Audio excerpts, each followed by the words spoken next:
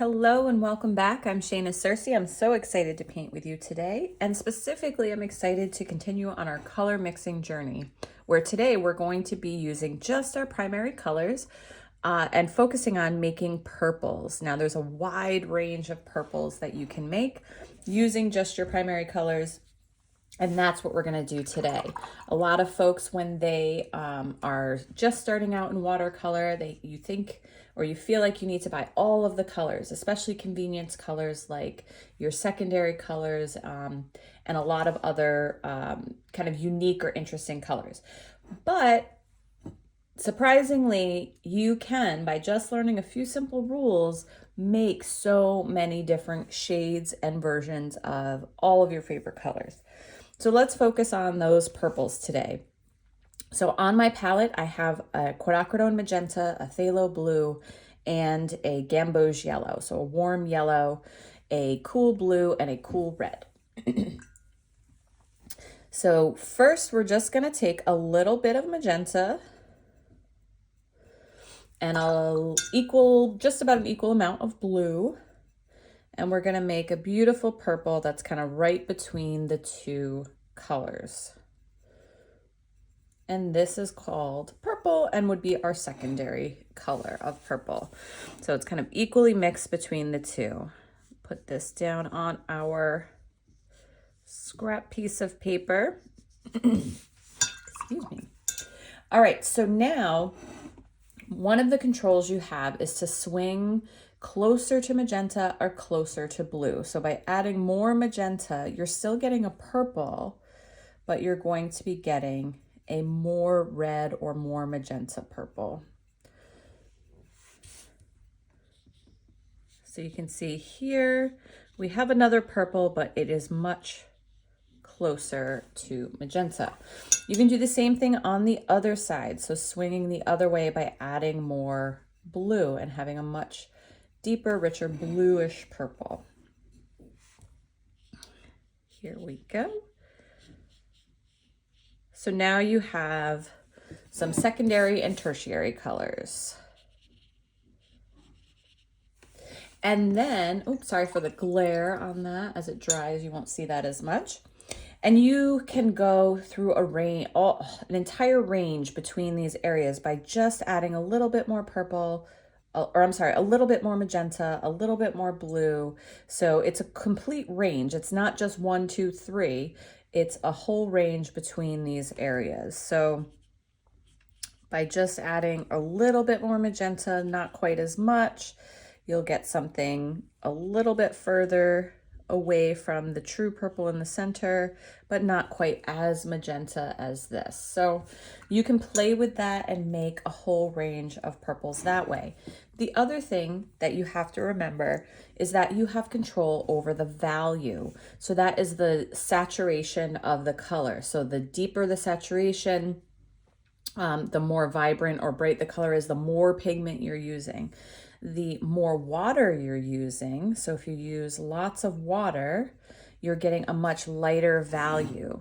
So same color, but more water equals a different value. So these are technically both the same color, but different values, okay? And you have a whole range in between there as well. And you can do the same with your more blue, purple, more violet color, but you're getting a much lighter value.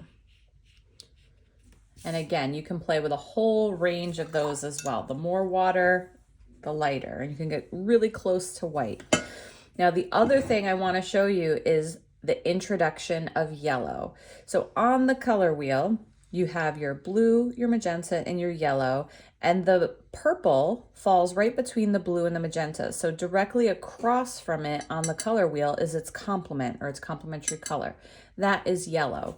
We talk a lot about this in the neutral color mixing video, where we're making neutrals, which will be right here in the center, where we're mixing all the colors together and we're getting browns and grays. Well, we're going to gray out or neutralize, desaturate, all different ways of saying it, our purple. So let's get back to a more true kind of middle of the road purple here. Mix some of that up. There we go. And now I'm gonna take a little bit of this and a little bit of yellow, and I'm gonna start to add the yellow to it. And what you're gonna see is it's gonna start to become grayer. It's still going to have, until you get to true neutral gray, it's still going to have a purple tone to it. This is great for when you're trying to make shadows. And you don't want to use just black and true gray. You want to use something that's more, that has color, the color of something, but just neutralized and darker. So you have this beautiful gray tone, and you can even add more magenta and yellow, and you can get grays that are, or neutralized colors that are closer to the magenta side, and those neutralized colors that are closer to the blue side, and they'll start to have a green tint to them, because blue and yellow make green. So you can have a grayer.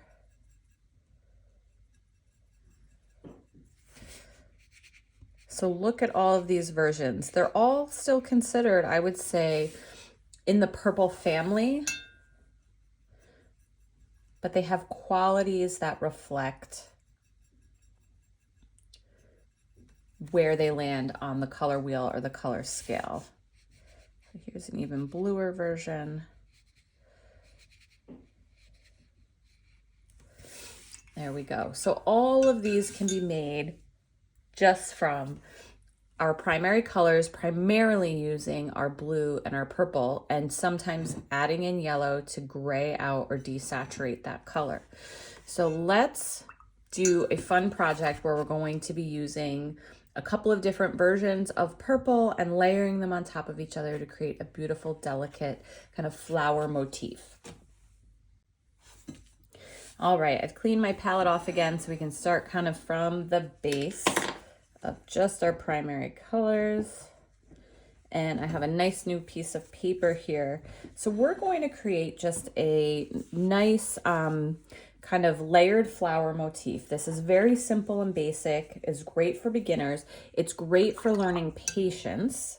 Patience is one of the most underrated skills of watercolor artists. Yes, it's a skill. You sometimes have to force yourself to walk away, let things dry, know when to wait before you move on to the next step. So the first thing I'm going to do is I'm going to mix up. Now you can do this layering two ways. We're going to start with lightest to darkest, but then you can also go darkest to lightest, because they're always going to be transparent and it will just look subtly different depending on which way you do it. All right, so I am going to, actually I'm going to go lightest. Yes, did I say that? Lightest to darkest first? Yeah, lightest to darkest. So I'm going to make just kind of a true purple here right in the middle. We're going to start there, but I'm going to add a lot of water to it. So I'm going to have a really light value. And I think I'm going to put like 3 flowers on here. So I'm going to work in 3 clumps. So the first thing I'm going to do is I'm just going to make a light petal. So this petal is just kind of a wonky shaped petal, not worrying too much, focusing mostly on a flat wash. You can drop a little extra color in it somewhere if you want. But again, we're going to layer these, so they'll start to add different values in as we layer them. All right, so 1 petal there, that's going to be the start of the first flower. I'm going to visualize there's going to be another one here and another one here. So we'll add even a little more water to my brush. And even as you add these to the page, they'll even lighten more as they dry. All right. Actually, I should wait to do this one because I could do it darkest to lightest. Oh, well. All right, so we have 3 petals that are going to serve as kind of the beginnings of our flowers. So now we have to wait for them to dry. So I'm going to set them aside. I'm going to make another color. So the next color I'm going to do is going to be a more pinky purple. But again, I'm going to add water to it to make it lighter. It'll still be a little darker than our first layer, but so darker just means more paint, less water, more saturated. Now, if you have a heat tool or a blow dryer, that can become a great tool for you in these types of projects. So as you're sitting, you know, maybe in the morning, relaxing, having a cup of coffee or tea, maybe in the evening as you're winding down. Sorry, that was my coffee. I had to take a little sip. As you're winding down, you could definitely do an exercise like this where you're painting a whole bunch of different petals, and as you get to the last one, the first one has started to dry, and then you start over again. So because I only did 3 and I did them pretty quickly, the first one still isn't dry yet, so I'm going to hit it with my heat tool. It's only going to take a little bit of a hit. Yeah, that's pretty much it. It's dry.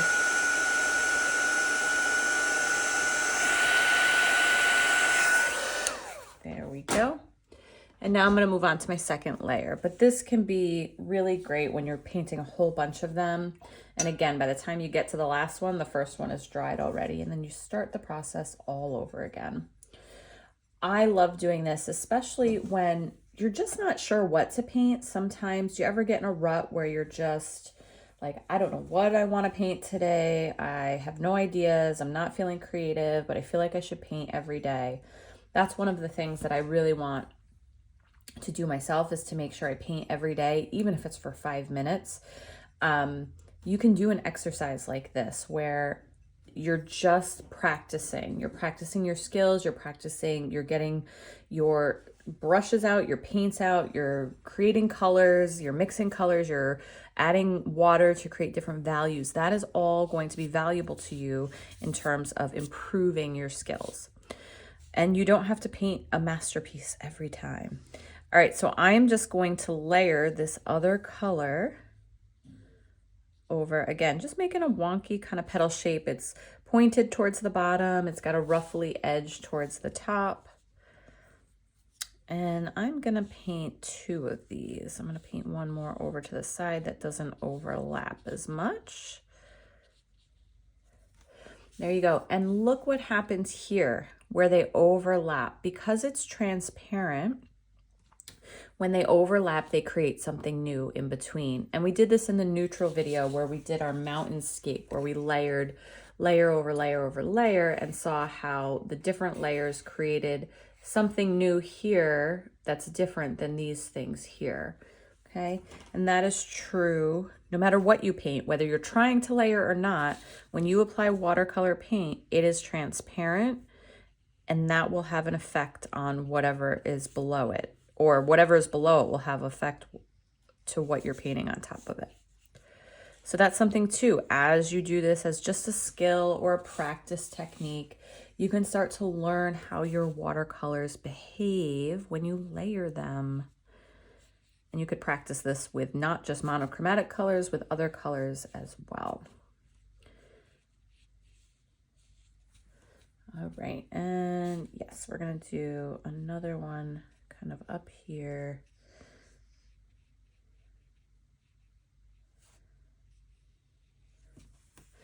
All right, so we have started with our first 2 colors. Now while we wait for those to dry a little bit, let's make another color. We're gonna go more on the blue side and a little bit darker. So that just means more paint, less water. So you can see I'm leaning more towards like a grape purple. At least that's what I think of it as, a grape purple. Like, I don't actually always use the correct names. I'm like the Crayola Color Factory. I just make up names. A grapey purple. All right, that seems pretty dry. So I'm gonna take this darker blue color and I am gonna put it right here over top of this one. I'm gonna let that dry. I'm gonna put it over top of this one. I'm gonna let it, you can see as it overlaps, whatever it's overlapping, still pokes through here.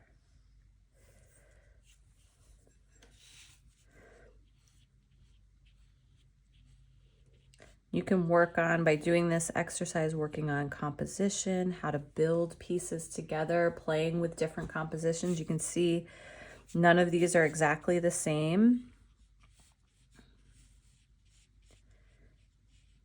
And you don't have to go as quickly as I am too. You can think about each step. Try to visualize it before you put the color down.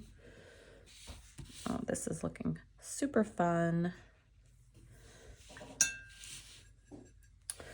All right, I'm gonna just mix up a little bit more of this. Just wanna get in here.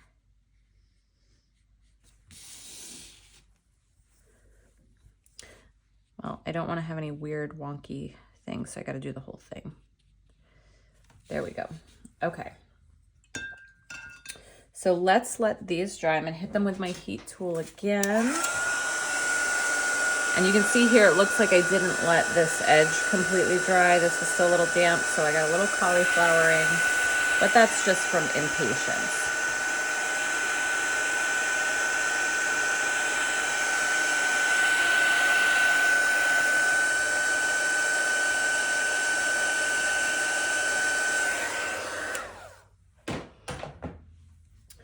All right, now what I'm gonna do is I am gonna go back in and make a very light gray color. So I'm gonna start with this blue. I'm gonna add a little yellow. I'm gonna get a purpley gray, and I'm gonna add a lot of water. I want it to be really light. And I'm gonna paint that right over this side here. And you know what? I'm gonna go right over the center here with this really light color. So I'm painting a really light color over much darker colors, and you can see how that gives a different effect. So you could start dark and go lighter, and you get this really interesting, soft, delicate effect.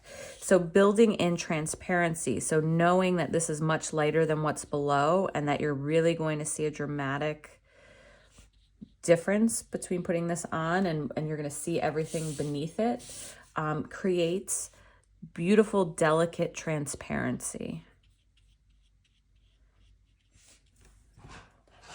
See that? Oh, so lovely. All right, so this one is a little wonky. It doesn't quite have a center. We'll work on building that in. That over there, and then this one I'm gonna have it just peeking up behind. I'm gonna paint right over this area. Look at that. And then I'm gonna put another one over here. Again, I'm covering up most of that bottom layer there, but it looks different because this is so light, or that transparent area. All right, I think for this one, I'm gonna have to make one more dark leaf at least, just to bring this in line, because it looks a little weird right there, but that's okay. That's how we learn. And these have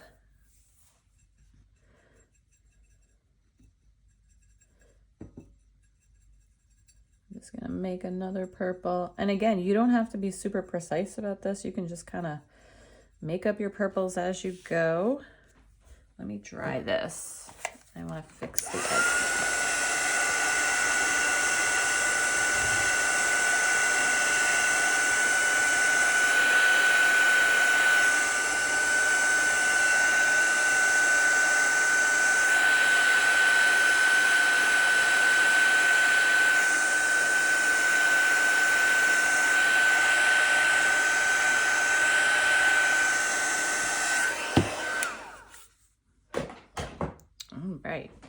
All right, so I am gonna go with a darker, let me make some darker, very saturated color. So again, you can play with how saturated you're going to do each layer. So this is gonna really sit right on top. It's very dark. It's still gonna be transparent, but it's not gonna be as obvious as the last very transparent layer we did. And I'm going to do another one over here.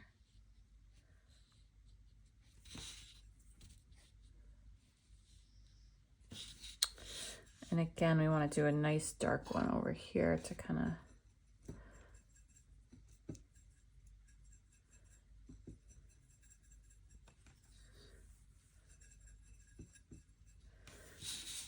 bring this together. So we're going to go right here. There we go. That, yes, definitely like helps ground that a little in there.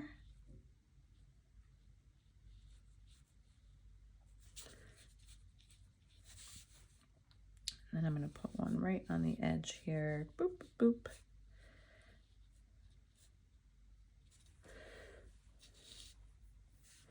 And maybe right there. But I'm not going to paint it all the way down. Or actually, yes, I am.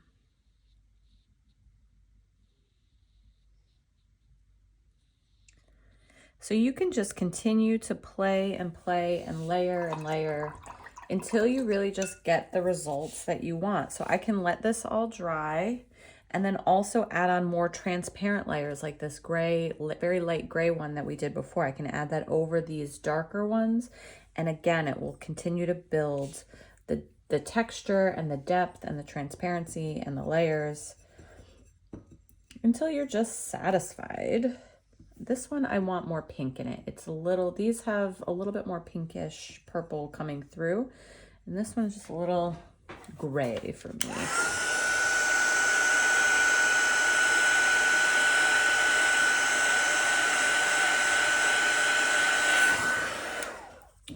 All right, so I'm gonna add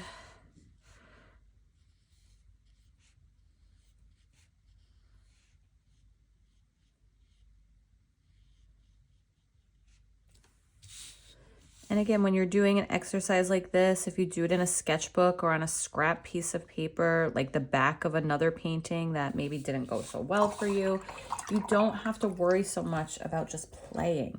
Playing is a big part of the learning process. All right.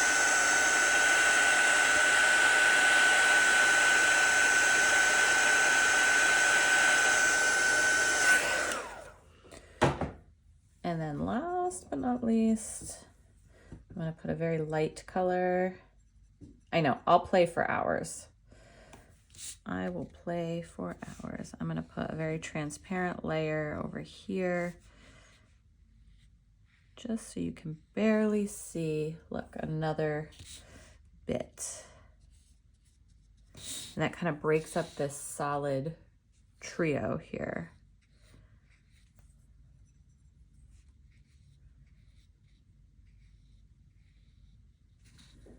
There we go. All right, I'm done with my layering of flowers. Let's make some stems for these guys.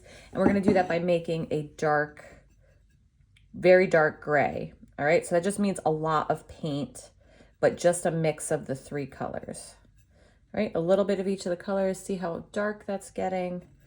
And you can have it be more of a blue gray or a pink gray or a neutral gray. I'm just gonna kind of go neutrally in nature. All right, so I'm going to give these kind of a base here and just a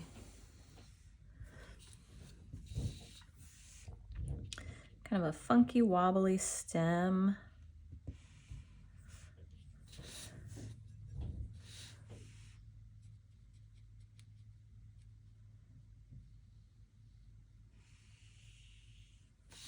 Okay, and then let's also give them some leaves or buds.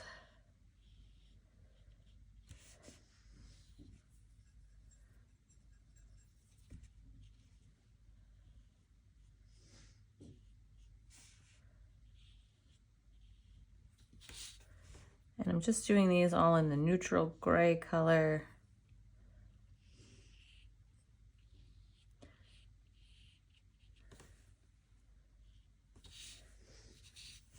And a few more just to fill this out. And you could use some splatter technique on here if you wanted to.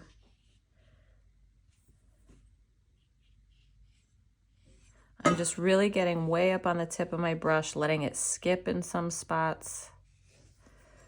Let's add a little color there. Perfect. All right, there we are with our finished beautiful layered flowers. And again, this can be a great exercise to do over and over again. Maybe just warm up with it in the morning. When you don't know what you want to paint, work on mixing colors monochromatically by just focusing on purples or just focusing on yellows, just focusing on greens, whatever it is you want to do. This will help you learn all the variations of color or shade as well as value.